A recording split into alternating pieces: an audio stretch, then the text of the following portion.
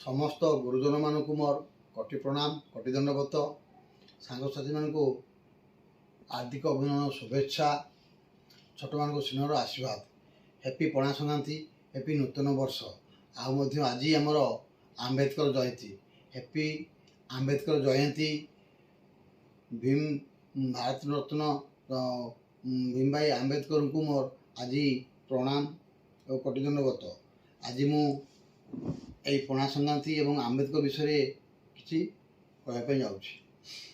आज पणा संक्रांति आम ओडिशार कोण अनुकोण पालन करा जाउछि।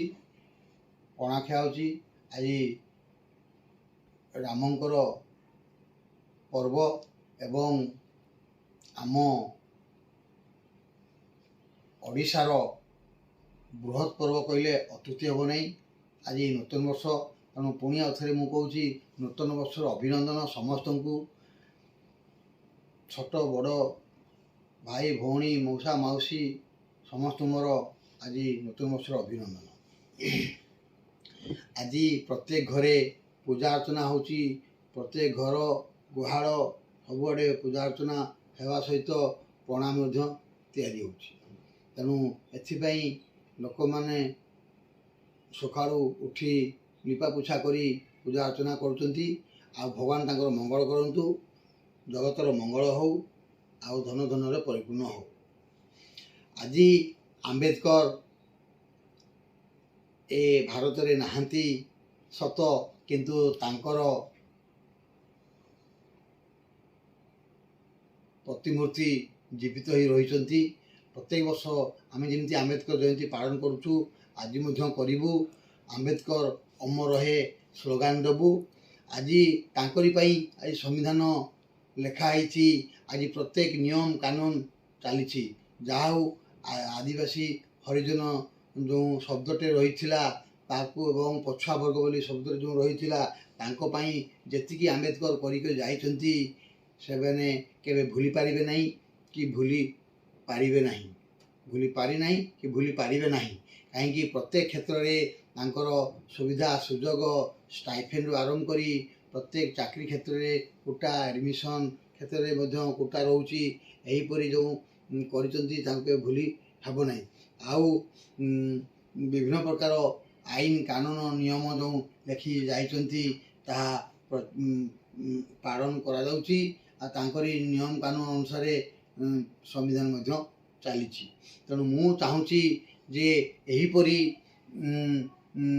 जो नेता माने जो रही किसी जदि सेहीपरी आंबेडकर परी यदि सेमाने मध्य किसी देशपाई कि आम राज्यपाई करी चलते ताले सेमाने भी अमर रुहते। तांको प्रतिमूर्ति आज स्थापना होता प्रत्येक जगार फूलमाड़ दिया होता पर्व पालन करा जाता।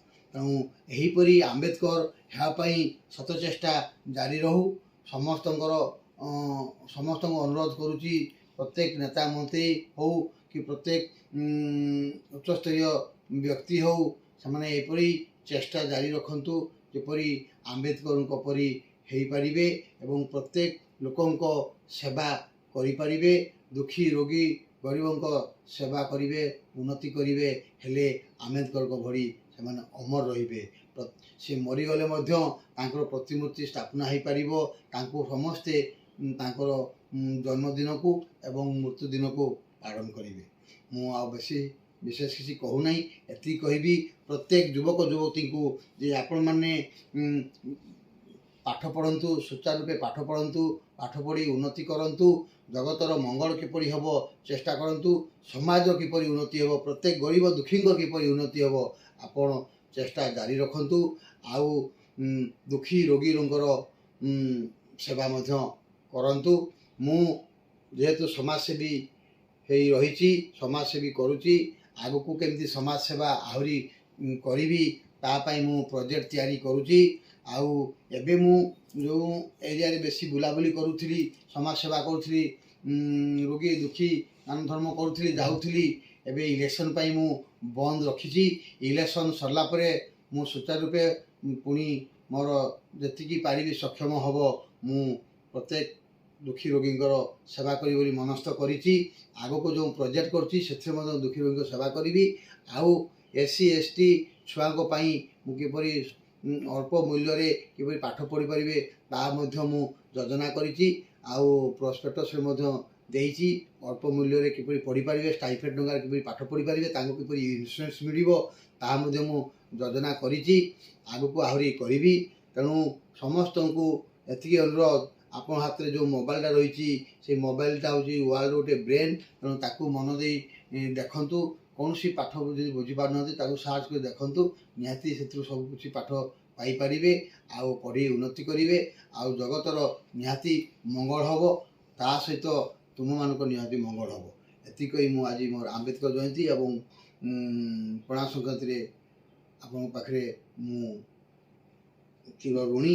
ଆଉ ମୋର ଯଦି କିଛି ଭୁଲ ହେଇଥାଏ ଆପଣ ମୋତେ କ୍ଷମା କରିବେ। ଜୟ ଜଗନ୍ନାଥ, ଜୟ ମା ମଙ୍ଗଳା, ଜୟ ବଜରଙ୍ଗବଲି, ଜୟ ହନୁମାନ। ଆମ୍ବେଦକର ଅମର ରହେ, ଆମ୍ବେଦକର ଅମର ରହେ, ଆମ୍ବେଦକର ଅମର ରହେ। ନମସ୍କାର।